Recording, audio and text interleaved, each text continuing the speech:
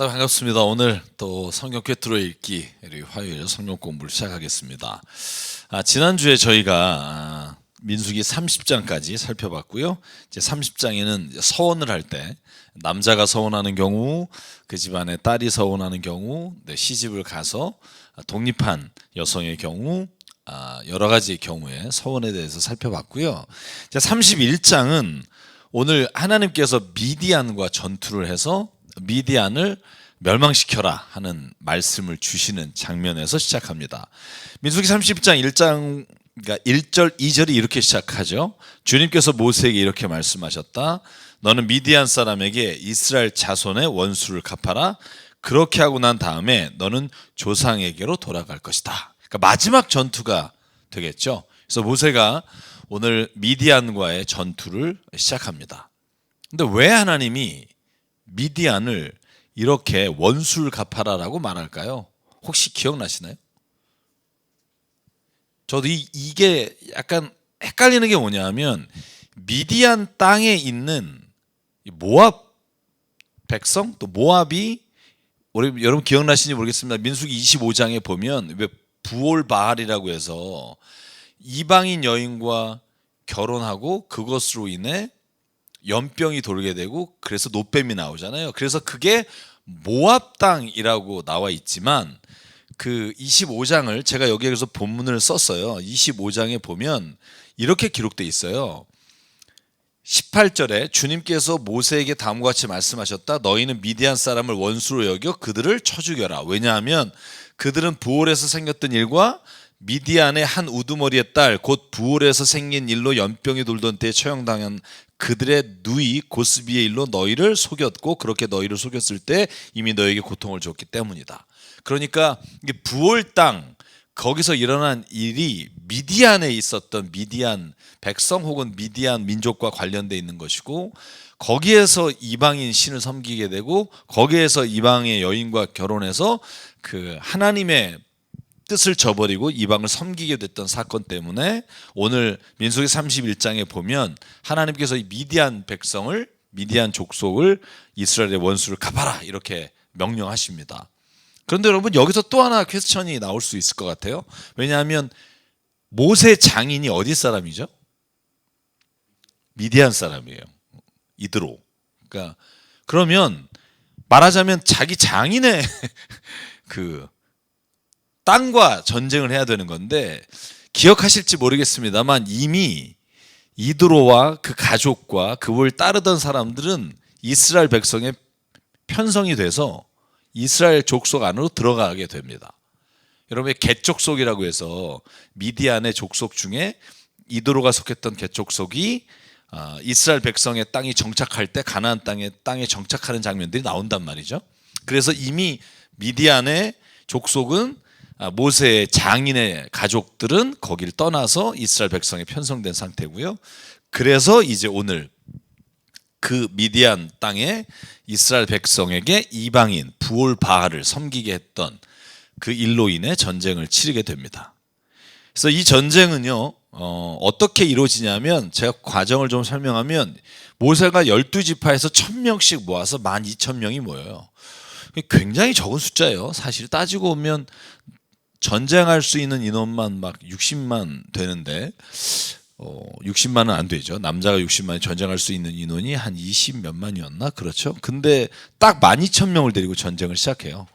그런데 거기서 대승을 이루게 됩니다. 그래서 대승을 이룰 때 남자를 모두 죽이고 또 결혼한 적이 있는 여인도 다 죽이고 결혼하지 않은 처녀와 아이들하고 전리품만을 남겨두게 되는데 아마 그 일이 부올바알 그곳에서 이 미디안 여인 모압 여인과 결혼함으로 인해 일어났던 일 때문에 하나님께서 그 미디안과의 전투에서는 다 죽이라고 명령을 하셨고요. 그래서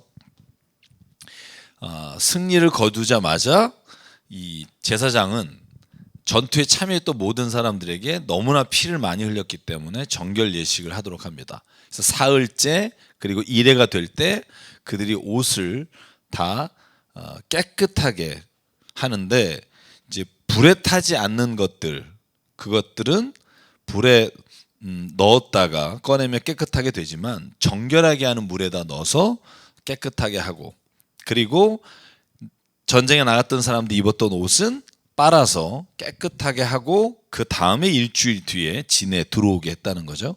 그래서 여러분 뒤에도 나오지만 피를 흘리거나 사람을 죽이는 일은 하나님께서 좋아하시거나 하나님이 그 일을 칭찬하는 일은 결코 아니라는 거예요. 그러니까 사람을 죽이고 피를 흘리면 그 사람은 항상 정결례식을 하지 않으면 특별히 진에 들어와서 백성 안에 거하지 못하는 것, 그러니까 정결례식을 했다는 건 불결하다는 거죠. 그래서 하나님이 전쟁을 좋아해서 전쟁에서 승리하고 이방인을 죽이는 것을 하나님께서 목적으로 하신 게 아니라 하나님께서 가고자 하시는 이 백성의 방향을 잘못된 길로 인도하는 것에 대해서 하나님께서 처벌을 하시지만 결코 그걸 칭찬하신 게 아니라 다시 정결예식을 통해서 돌아오게 하셨고요. 전쟁에 나가면 전리품이 생기잖아요. 오늘 이 전투에서도 전리품이 생기는데 전리품의 양이 어마어마합니다. 그런데 전쟁의 전리품을 배분하는 방식이요, 이렇게 되어 있습니다. 전리품의 딱 50%는 전쟁에 나간 사람들이 갖게 돼요. 그 사람들이 n분의 1로 나누게 되고 나머지 딱 50%는 이스라엘의 모든 회중에게 나눠져요. 양은 굉장히 적겠죠. 그리고 전쟁에 나간 군인들이 받은 50%에서 500분의 1, 정말 작은 액수죠. 500분의 1을 엘르아살 대제사장의 몫으로 드려요. 이걸 사실은 엘르아살에게 드려라 이렇게 표현된 것 부분도 있지만 하나님께 드려라 할 때 그 하나님의 몫이 엘리아살 제사장의 가지가 되는 거죠. 회중에게 간 몫 있죠. 그 나머지 50%는 회중들의 50분의 1을 걷어서 레위 지파를 줘요.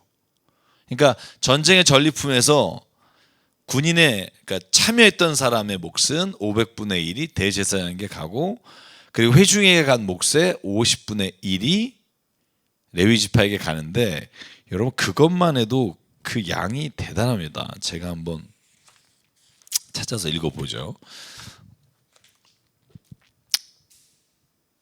자, 36절부터 읽어보면 전쟁에 나갔던 군인들의 몫으로 돌아간 양이라는 거죠. 양은 33만 7,500마리. 그러니까 뭐 몇천 마리가 아니라 33만 7,500마리. 그 양 가운데 그러니까 675마리가 500분의 1인 거죠. 세금으로 드렸고, 소는 3만 6천 마리, 그 가운데 주님께 드린 게 72마리, 500분의 1. 그 다음에 나귀는 3만 500마리 중에 주님께 드린 게 61마리, 이렇게 돌아간 몫이 나와 있습니다. 43절부터 보면 회중이 얻은 절반, 그러니까 양이 33만 7,500이죠. 똑같죠. 군인이 받은 양에 대해서 그 중에 소가 3만 6천 마리죠. 그리고 나귀는 3만 500마리, 뭐 이렇게 얻은 것을 하나님 앞에 또 레위 지파에게 드렸다는 걸 알 수 있습니다. 그래서 여러분, 근데 여기 뒤에까지 읽어보면 이 몫은 전쟁에 나간 군인이 개인적으로 취한 전리품은 따로 있는데 그것을 뺀 것이다, 이렇게 돼 있습니다. 그래서 어쨌든 오늘 이 31장은 모세가 한 마지막 전투로 기록될 겁니다. 모세의 마지막 전투, 이걸 마치고 이제 민수기가 끝나면 이제 모세는 느보산에서 죽게 되는 거죠. 자, 31장은 이제 그렇게 돼 있고요.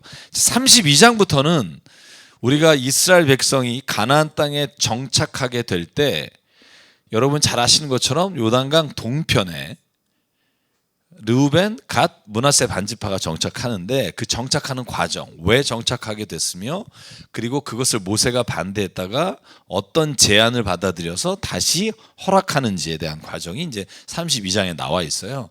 그러니까 32장을 보면 요단 동편은 원래 하나님이 약속한 땅이 아니에요. 그래서 모세는 이 땅에 전착한다고 할 때 엄청나게 화를 냅니다. 6절과 7절 제가 써놨지만 먼저 한번 보면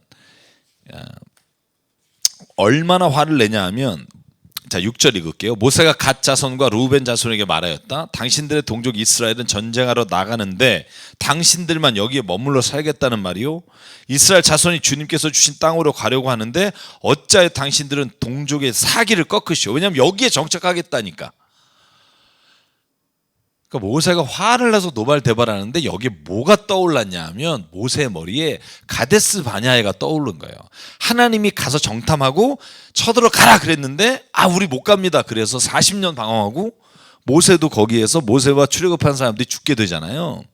그래서 8절에 뭐라고 말하냐면 내가 가데스 바네아에서 당신들의 아버지들더러 그 땅을 살펴보고 오라고 하셨을 때 당신들의 아버지들도 이와 똑같이 했다는 거예요. 전쟁하러 안 가고 우리는 그들 앞에서 아주 밥입니다. 우리는 아무것도 못합니다. 그러면서 남았었던 것처럼 너희도 전쟁을 회피하고 가나안 동편에 정착하겠다는 말이냐 이렇게 화를 내게 돼요. 자, 여러분 그러면 왜 르우벤과 갓지파가 동편에 남으려고 했을까요? 오늘 본문에 보면 1절부터 5절까지 그 설명이 나와 있어요. 르우벤 자손과 갓 자손의 가축대가 셀 수 없이 많아진 거예요. 그래서 그들이 아스엘 땅과 길앗 땅을 돌아보니 이게 뭐냐면 동편에 있는 땅 이름이죠. 가축대 놓아 먹이기 아주 좋은 거예요. 그래서 르우벤과 갓지파 사람들이 제사장에게 모세에게 찾아가서 우리가 이 땅에 좀 성읍을 짓고 이 가축들과 가족이 살 수 있는 성을 좀 짓게 해주십시오라고 요청을 한 겁니다. 그러면 제가 궁금하잖아요. 제가 워낙 궁금해하니까 아니 르우벤하고 갓지파가 제가 언뜻 떠오르기는 12지파 중에 인원이 가장 많은 지파가 아니에요. 유다가 6만 8천인가 그렇고 6만이 넘는 지파가 5개인데 제가 다시 한번 봤어요. 빨간색으로 한번 봤는데 르우벤이 2차 그러니까 민수기 10장에서 이렇게 한 걸 보면 르우벤이 43,700이고 갓이 4만이고 므낫세가 52,700이에요. 근데 므낫세는 지금 나오지도 않죠. 그죠? 므낫세 나중에 합류하게 되는데 그러면 43,4만이 12지파 중에 엄청나게 많은 거냐? 아니죠. 유다가 74,500이고 이사갈 64,000, 스불론 6만, 단 64,000 뭐 훨씬 더 인원이 많아요. 그래서 사실은 인원에 관한 게 아니라 1절에 보면 아마 재산이 늘어가고 가축대가 많아지고 또 거기에 덧붙여서 모세가 화를 낸 걸 보면 이 두 지파가 이 땅이 탐나게 보였던 게 사실인 것 같아요. 그리고 그 땅이 굉장히 비옥한 땅입니다. 그래서 모세가 반대하니까 이제 두 지파가 모세에게 제안을 합니다. 뭐라고 제안을 하냐면 우리가 거기에 정착은 하겠는데 전쟁에는 나가겠습니다. 이거예요. 그러니까 모세가 화낸 건 뭐냐면 가데스 바네아에서 하나님이 올라가라 그랬는데 안 갔잖아요. 그래서 모세가 그걸 기억하고 이 두 지파에게 엄청나게 비난을 했는데 두 지파가 그걸 받아들여서 성을 짓고 여기에 정착은 하고 아이들 남겨놓고 가축은 두겠으나 우리가 전쟁에 선봉대에 쓰겠습니다. 그래요. 맨 앞자리에. 여러분 그러면 18절을 보시면 이렇게 써 있어요.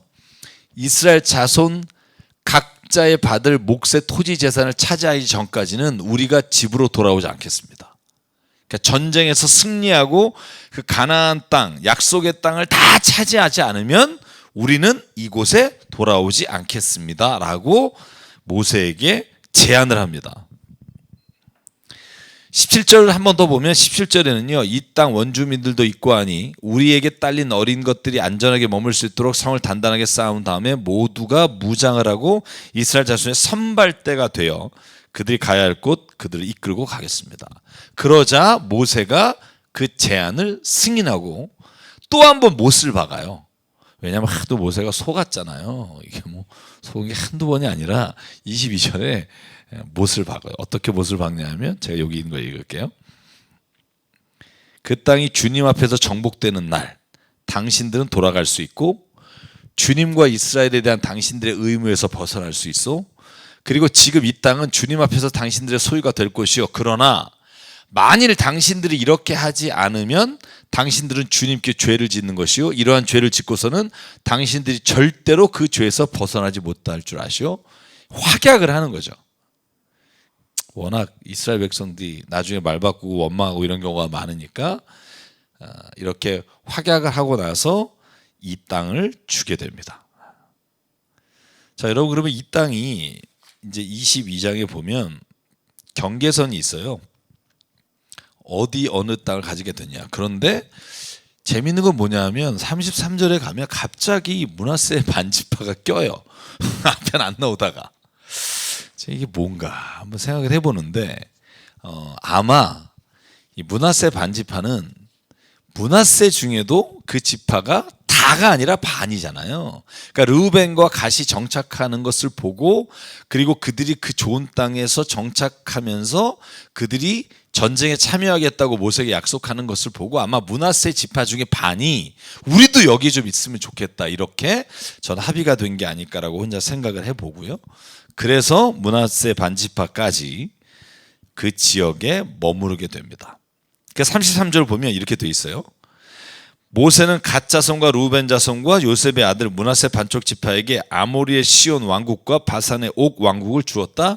그것은 그 땅 전체와 거기에 따른 성읍들과 주변 영토를 포함한 것이다. 그러면서 이제 갓 자손이 거할 성읍들의 지역이 나오고 그리고 므낫세가 르우벤이 머무를 성읍들의 지명이 나와요. 이걸 보면 정신이 없어요. 그래서 제가 지도를 보여드릴게요. 네, 지도를 보시면 자 이제 르우벤과 갓과 므낫세가 정착하는 지역이 일단 사헤라와 이 갈릴리를 중심으로 봤을 때 이제 요단과 동편이 되겠고요. 약속의 땅은 이제 서편입니다. 그런데 여기에 나와 있는 지명들을 보면 여기 르우벤이 있는 곳에 아다돗과 부엘과 이쪽이고요. 갓이 그 중간 지역이고 맨 위에가 므낫세 반지파가 있고 여러분이 잘 아는 지역들이 이제 길랄 라못이라든지 길랄 라못이 왜 우리의 머리에 떠오를까요? 도피성이 므낫세 지역에 있는 게 길랄 라못이기 때문에 그렇고요. 그래서 이따가 우리가 도피성까지 볼 텐데 48개 레위 지파의 성읍 중에 6개가 도피성이잖아요. 42개가 일반 거하는 성읍이고 그래서 요 지역 그래서 지명은 뭐 여러분이 읽어도 헷갈리기 때문에 이 정도로 여러분이 보시면 될 것 같아요. 그래서 이제 이스라엘의 2지파 반이 동편에 남게 되고 나머지 이제 9지파 반이 가나안 땅을 정착하게 되죠. 자 여기까지 좀 이해가 되신다고 보고요. 이제 33장에는 이제 34장이 나머지 9개 반 지파가 땅을 차지하고 하는 장면들이 35장까지 나오는데 33장은 지나가는 길에 제가 여러분에게 한번 말씀드렸죠. 민수기 33장은 꼭 기억하십시오. 왜냐하면 출애굽해서 가나안 땅에 들어가 정착할 때까지의 경로를 설명한 장입니다. 이것도 한번 읽어보시면 여러분이 아는 지명은 한 10개가 안 될 거예요. 저도 여기 동그라미를 쳤어요. 제가 아는 게 몇 개나 되나. 그랬더니 뭐 그렇게 많지 않아요. 왜냐하면 뭐 여러분이나 제가 그 지명에 대해서 약하기도 하지만 사실은 성경에 나오지 않는 지명이 너무 많아요. 그래서 오늘 1절부터 33절 1절부터 좀 보시면 제일 중요한 게 뭐냐면 이것도 역시 여러분 제가 앞에만 보고 뒤에는 지도로 설명을 드릴게요. 자, 이스라엘 자손이 모세와 아론의 지휘를 받아 부대를 편성해서 이집트에 나와 생존한 경로는 다음과 같다. 그리고는 모세는 주님의 명에 따라 머물렀다가 떠난 출발지를 기록했다. 그러니까 이거는 기록한 곳이라는 걸 알 수 있고요.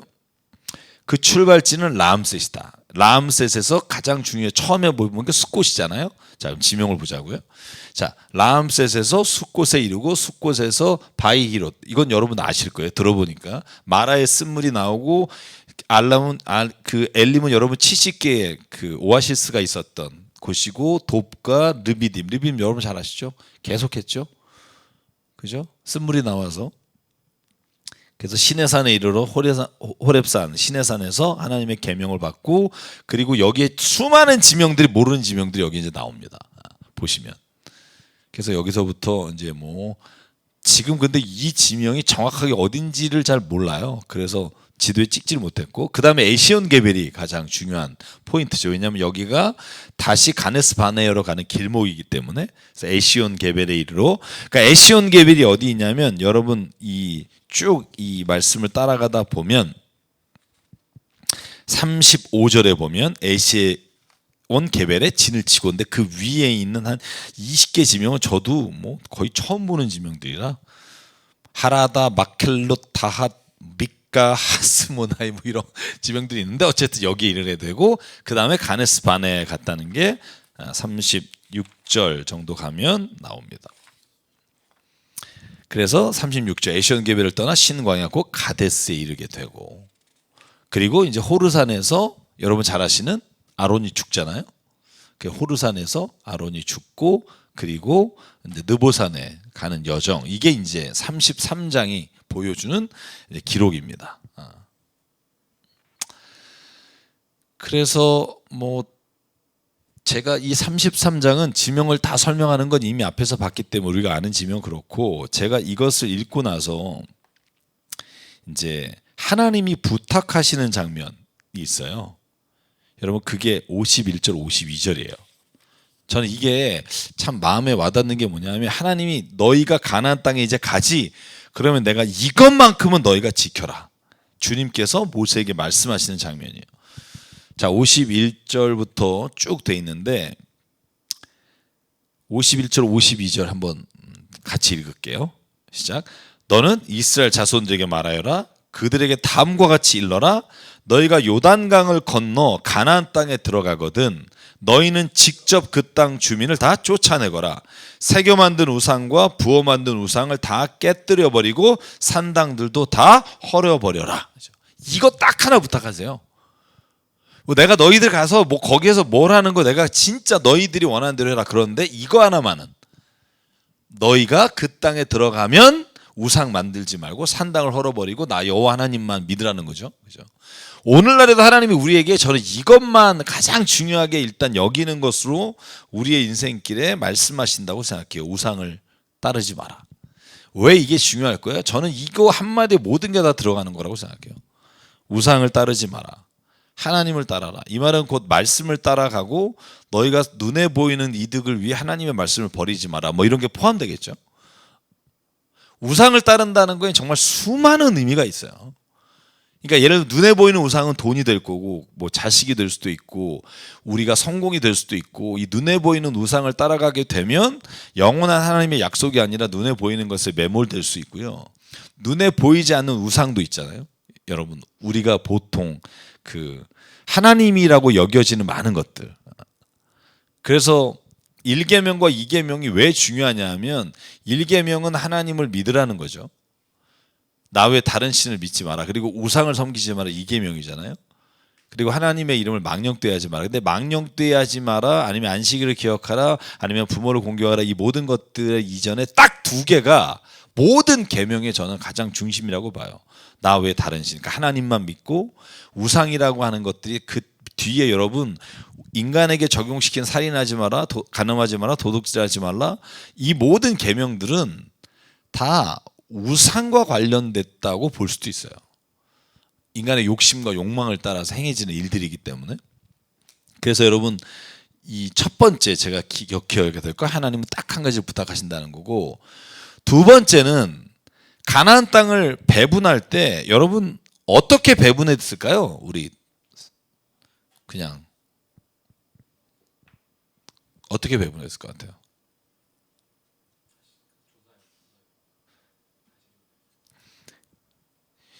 재밌는 게 뭐냐면 54절부터 보면 제비 뽑아요.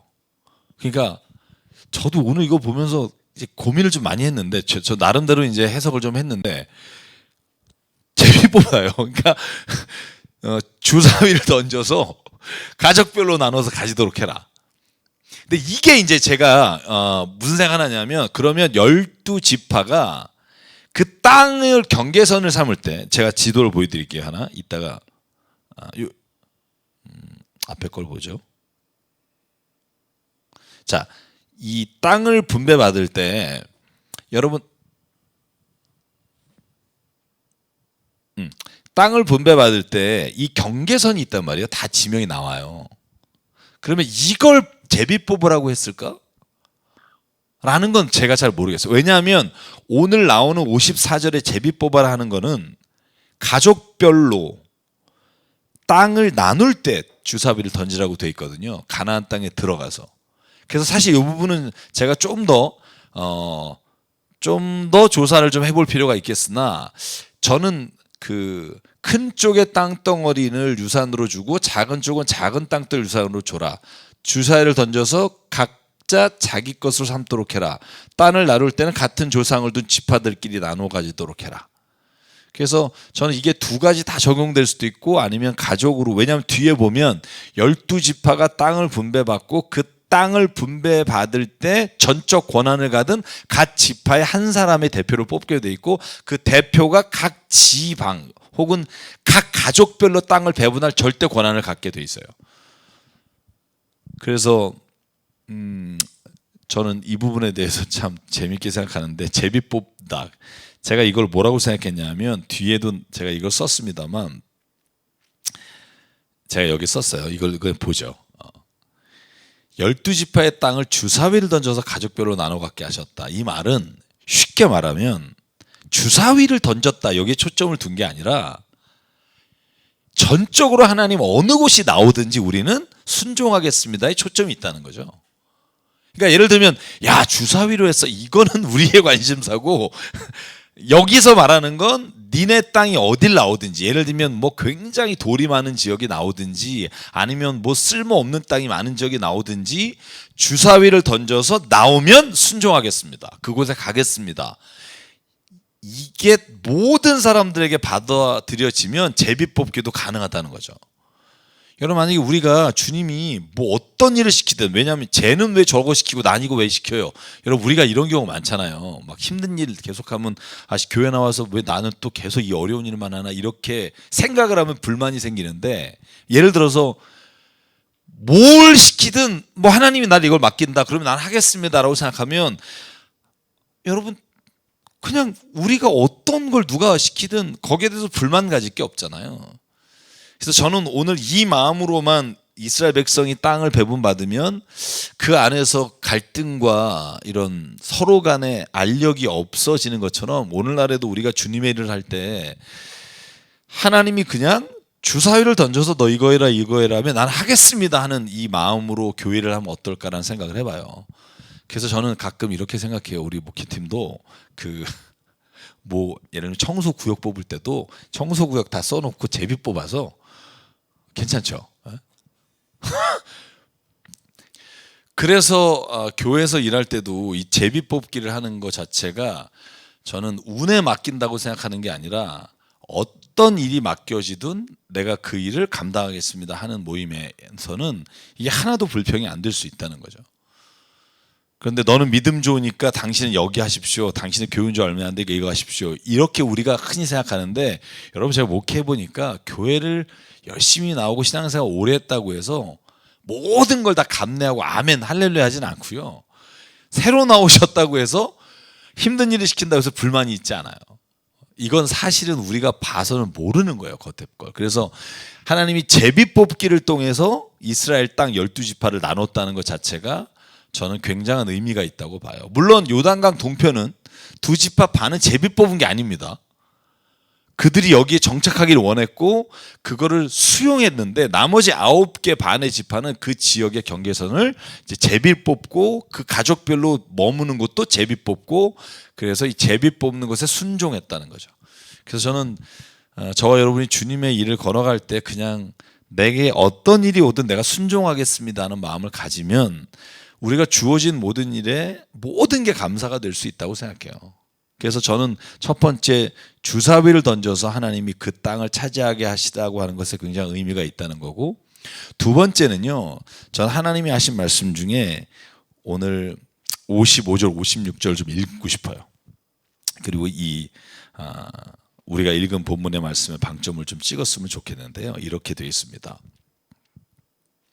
너희가 그 땅의 주민을 다 쫓아내지 아니하고 너희와 함께 있도록 허락하였다가는 그들이 너희 눈에 가시가 되고 옆구리를 찌르는 바늘이 되어서 너희가 살아갈 그 땅에서 너희를 괴롭힐 것이다. 그뿐만 아니라 나는 그들에게 하기로 계획한 것을 그대로 너희에게 하겠다. 여러분, 그런데 결국 이스라엘 백성이 가나안 땅을 이렇게 정착하는 과정에서 여러분 잘 아시는 것처럼 산지에 있는 이방인들과 블레셋 사람들을 다 멸하지 않고 남겨둔 것으로 인해 계속해서 공격을 당하잖아요. 그런데 여전히 우리도 마찬가지라는 거예요. 지금 우리의 삶에도 바늘이 되고 가시가 되어서 우리를 괴롭히는 건 우리의 삶에서 우리가 남겨둔 죄의 끈앞을 혹은 우리가 가지고 있는 욕심의 나머지 찌꺼기들이 계속해서 나와 공동체를 힘들게 만들고 있다는 거죠.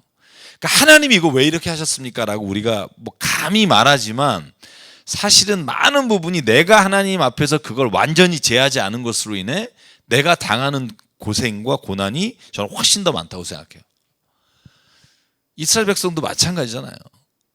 그들이 해를 당한 게 하나님이 그들이 미워서 하신 게 아니라 하나님을 버리고 이방신을 선택해서 당하는 고난을 힘드니까 하나님 우리를 왜 버리십니까? 라고 말하지만 사실은 이거거든요. 너희가 하나도 남겨두지 마라. 왜냐하면 그게 가시가 되어 너를 찌를 것이다. 근데도 우리가 그 삶에 남겨둔다는 거죠. 제가 어제 그 신방 갔다가 이런 얘기를 했어요. 재밌는 얘기여서 기억이 나는데 어디 가나 뭐 어디 아파트든 상가든 우리가 있는 곳에 꼭 꼴보기 싫은 놈 하나씩 있다는 거죠. 이기적인 사람. 막 다 같이 합의해서 가는데 한 사람 싫다고 그래서 뭐 뻗팅기니까 막 그 모든 일이 안 되고 막 망가뜨리는 사람. 그죠?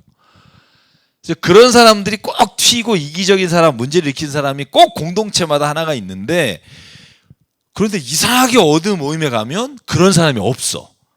와, 그래서 야, 저기는 진짜 모임 자체가 그런 사람이 없구나라고 생각하기 쉬운데 그분이 그런 얘기 하더라고요. 나중에 알게 됐다고. 그런 사람이 없는 게 아니라 그게 나여서 몰랐다고. 이게 무슨 말인지 알겠어요? 그러니까 그 아무 문제거리 없는 사람들이 없는 게 아니라 내가 그 짓을 하고 있는데 내가 하는 짓을 모르니까 여기는 굉장히 사람들 좋아. 근데 제가 그 말을 듣고 얼마나 공감했냐면 여러분 따라 사람이 때로는 그래요. 와서 우리 교회는 너무 좋아요. 사람들 너무 좋아. 근데 문제가 항상 생겨요. 그럼 대부분 그 말한 사람이 그 문제에 발단인 경우가 가끔 있어요. 제가 어제 물론 교회 얘기가 아니라 이제 세상에서 어떤 일을 하다 보면 꼭 이런 경우가 있다. 근데 그런 경우가 없어서 보면 내가 지금 그 짓을 하고 있는 게 아닌가 뭐 이런 고백적인 이야기였는데 제가 생각해 보면 여러분 내가 가시가 되는데 내가 모를 때가 있어요. 나는 정의롭고 나는 내가 옳고라고 생각하는데 사실은 내가 하나님 앞에서 나를 좀 비춰보지 않으면 내가 생각하는 그 가시가 바로 내가 될 수 있다는 거를 좀 기억했으면 좋겠어요. 그래서 내가 옳은 거 아니면 안 해. 뭐 이런 사람이 대부분 자기 고집이 옳은 거라고 생각하는 경우가 있어요. 그래서 그걸 구분해낼 수 있는 마음은 역시 하나님 앞에 늘 가까이 가는 것밖에 없다라는 생각하고요. 그렇게 될 때 오늘 하나님이 34장에서 보여주신 일들에 대해서 우리가 알게 될 것이라고 생각합니다. 자, 34장은 이제 12지파가 땅을 나누는 데 있어서 하나님께서 부탁하시는 배분의 원칙을 말하고 있고요. 자, 그래서 이제 33장이 그렇게 끝나면 34장은 이제 이스라엘 지파의 12지파의 땅 경계가 나와요. 그러니까 이건 내가 또 지우개도를 보여드리는 게 제일 좋고요. 지명이 너무 많아요. 여러분 34장 1절부터 쭉 읽어보시면 제가 그냥 한 단어로만 요약했어요. 여기 보실래요? 너의 영토의 남쪽은 에돔의 경계선과 맞닿은 신광에서부터 시작된다. 그러므로 너의 영토의 남쪽 경계는 동쪽의 사해 끝에부터 시작된다. 경계선은 아글밤립 비탈 남쪽을 돌아. 뭐 읽다 보면 이게 뭔 소리인지 모르죠. 근데 제가 이 지도를 하나 가져왔어요. 이게 말하자면 남쪽, 동쪽, 북쪽, 저 서쪽에 여기에 나오는 경계 지역의 지명들을 그냥 이렇게 빨간색으로 그린 거고요. 이걸 제가 한마디로 요약하면 이게 돼요. 남쪽은 가데스 바네아예요. 그러니까 남쪽은 보시면 가데스 바네아고 나머지 지명들은 이 옆에 있는 지명들까지 포함해서 지중해에 이르는 곳 가데스 바네아 이렇게 표현을 했고요. 그 다음에 여기에 나오는 것 중에 서쪽은 지중해와 그 해안선, 서쪽은 지중해 해안선으로 한정하면 되고요. 그러면은 남은 게 북쪽은 어디냐? 북쪽은 경계선에 대해서 여기에 지명이 굉장히 몇 개 나옵니다. 지중해로부터 호르산까지 너희는 경계선을 그어라. 히맛 어기로부터 뭐 그어 스tat 끝까지 이루고 이렇게 지명이 나오는데 이걸 쉽게 말하면 북쪽은 호르산에서 쭉 요 나오는 지명들까지 거라. 그 동편은 어디예요? 일단 사해를 중심으로 해서 사해가 동쪽의 끝인데 이 북쪽은 여러분 이렇게 이스라엘 땅이 되는 거죠. 자, 그래서 여러분 이 지역을 저와 여러분들이 이제 가나안 땅에 정착한 땅이라고 우리가 보면 되겠고요. 그럼 34장에 레위 지파가 거할 성읍이 지정이 되어 있습니다. 그러니까 레위 지파는 땅을 배분받지 못하잖아요. 그래서 이 위에 아까 34장 위 1절부터 11절까지인가요? 그때 어느 땅을 경계로 해서 세우라 하고 난 다음에 12지파의 땅에 동서남북 2,000자를, 그러니까 한 곳이 2,000자죠. 한 성읍을 레위 지파에게 주라는 거예요. 그게 각 지파마다 몇 개씩이죠? 4개씩이에요. 그러니까 12개, 4개 곱하면 48개란 말이죠. 그래서 48개의 성읍을 분배받고 그 중에 6개를 도피성으로 써라. 그렇게 돼 있고. 그러면 이제 그 다음에 도피성이라고 하는 것이 왜 필요한지에 대한 게 나옵니다. 자, 제가 이제 그 전에 19절부터 29절까지는 여러분 제가 아까 설명을 드렸어요. 33장 할 때. 지파에서 제비 뽑기를 해서 제비뽑기에서 땅을 배분받을 때 대표 한 사람씩 각 12지파의 대표 이름이 나와요. 그 이름이 19절에서 29절까지예요. 여러분이 뭐 알만한 사람은 유다 지파는 누가 이걸 맡느냐? 여분네 아들 갈렙이 맡았어요. 각 지파에서 한 사람이, 그러니까 제비뽑기를 했을 때 불만을 갖지 않고 한 사람의 책임 밑에서 그 땅을 나누는 거, 그 책임자의 이름들이 쭉 나와 있습니다. 단지파는 아들 북기 족장이요, 이렇게 쭉 나와 있고, 그리고 그 다음에 오늘 이제 이게 지금 35장입니다. 35장. 제가 지금 34장으로 되어 있네. 미안합니다. 35장입니다. 여기서부터. 그냥 여러분 잊어버리시고 35장까지. 그러네요. 자, 35장인데 48개 성읍을 이제 분배 받아요. 그리고 6개를 도피성으로 하는데 도피성이 왜 필요한가? 이 설명이 이제 35장에 있습니다. 제가 한번 읽어볼게요. 자, 성을 중심으로 하여 5절입니다. 성 밖 동쪽에 2,000자, 남쪽 2,000자, 서쪽 2,000자, 북쪽 2,000자를 세어라. 이것이 각 레위 사람의 성읍에 딸린 목초지다.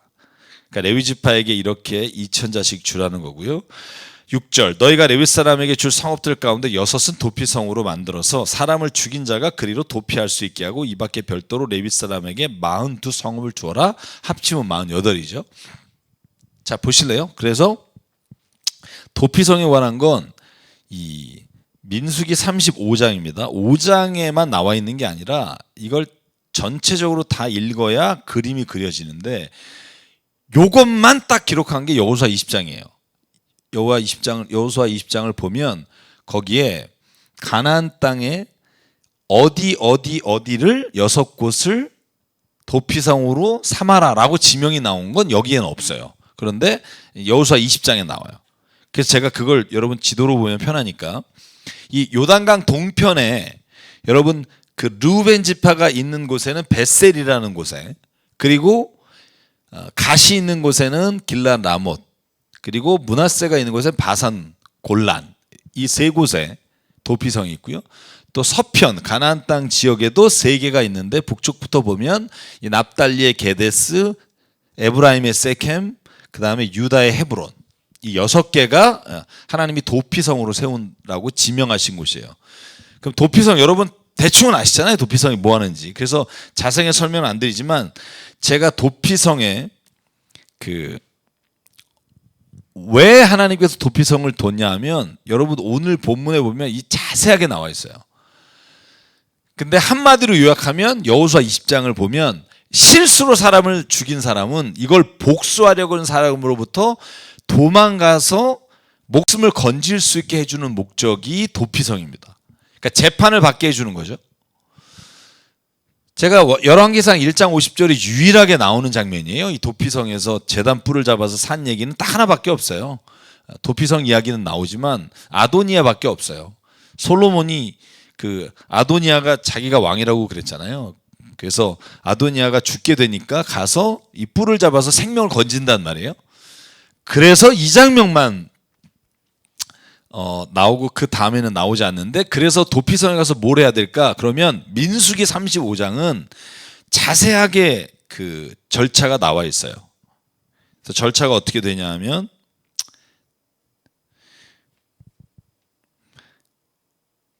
제가 35장 그냥 읽어볼게요. 35장에 보면 그 사람이 그 성에 들어갈 때 성읍 앞에 장로에게 자기의 자초지정을 설명하고 그 도피성으로 들어가게 돼 있고요. 그렇게 들어가서 그냥 내가 말한 게 되는 게 아니라 증인이 있어야 돼요. 증인이 없으면, 자기가 말한 것을 증명할 게 없으면 재판을 받게 돼요. 그 대신 그 동안 복수하려고 하는 사람으로부터 목숨을 건지는 게 도피성입니다. 그래서 여러분, 그 살인에 대한 판단을 이렇게 하라고 민수기 35장에 적혀 있어요. 야, 여러분 굉장히 구체적이에요. 그러니까 저 사람이 의도적으로 죽였느냐 아니면 그렇지 않느냐를 제일 먼저 보는 게 쇠붙이 들고 있다. 누군가 증인이 있는데 쇠붙이를 들고 죽였다. 그러면 이건 반드시 사형에 처해야 돼요. 돌을 들고 그랬다. 그럼 이것도 의도적 살인이라고 봐요. 나무를 들고 죽이려고 했다. 이것도 의도적 살인이에요. 그래서 쇠붙이나 아니면 나무나 이런 것을 가지고 있다가 죽였거나 혹은 주먹을 쳐서 죽였다. 이것도 살인이에요. 그러니까 만약에 도피성에 들어가는데 다 사는 건 아니에요. 만약에 증인들이 나와서 얘기했는데 이와 같은 거다 그러면 죽음을 면하지 못해요. 아무리 도피성에 들어가도 못 살아요. 그리고 원한 없이 사람을 밀치거나 실수로 돌을 굴렸는데 그 돌에 저 밑에 있는 사람이 맞아 죽었다거나 아니면 그런 경우에 피해 보복을 피해서 도피성에 갈 수 있는 거죠. 그런데 예를 들어 도피성에 들어왔다가 잠깐 나가고 싶어서 나갔다. 그때 복수하는 사람이 이 사람이 나온 걸 보고 죽이면 그 죄가 이 복수한 사람에게 없어요. 그러니까 도피성을 떠나지 못해요. 예를 들어서 도피성에서 이 사람이 실수로 죽였다라고 판단이 돼도 대제사장이 죽기 전에 못 나가요. 죽은 이후에 자기의 고향으로 돌아갈 수 있다. 이렇게 돼 있거든요. 참, 그러니까 이게 과실치사로 죽여도 이게 옛날에는 참 어려운 거죠. 그래서 대제사장이 죽은 다음에야 비로소 자기 땅에 갈 수 있다는 거고요. 그래서 살인죄를 적용하기 위해서는 증인이 필요한데 증인 내가 봤습니다 갖고는 안 된다는 거예요. 두 사람의 이상의 증인이 목격자가 있을 때. 그래서 내 이웃에 대하여 거짓 증언하지 말라가 왜 굳이 십계명에 있을까? 그 거짓 증언이 사람을 죽일 수도 있기 때문에 그래요. 그래서 거짓 증언하지 마라. 이건 저는 이 당시에 너무나 중요한 거죠. 사람의 생명과 관련돼 있으니까. 그래서 살인죄는요, 속전을 받아서 감해줄 수 없게 돼 있어요. 그게 어떤 거든. 그래서 누가 돈을 받고 이 사람 살인죄가 없던 걸로 된다 이렇게 될 수 없다는 거고요. 그래서 마지막으로 저는 33절과 34절에 하나님이 이 살인죄에 대해서 말씀하시는 부분이 굉장히 중요하다고 생각했고요. 한번 그거 읽고 오늘 말씀 마치려고 하겠습니다. 33절부터 너희가 사는 땅을 더럽히지 말아라. 피가 땅에 떨어지면 땅이 더러워진다. 피가 떨어진 땅은 피를 흘리게 한 그 살해자의 피가 아니고서는 깨끗하게 되지 않는다. 너희가 사는 땅 곧 내가 머물러 있는 이 땅을 더럽히지 말아라. 나 주가 이스라엘 자손과 더불어 함께 머물고 있다. 그러니까 하나님이 왜 너희가 피를 나중에 찾겠다. 그리고 피를 그렇게 중요하게 생각하시냐 하면 거기에는 분명히 사람의 생명과 관계돼 있기 때문이에요. 그래서 너희가 절대로 피로 땅을 더럽히지 마라. 이 말을 바꾸면 절대로 너희가 사람을 억울하게 죽이거나 사람의 생명을 함부로 해하지 마라.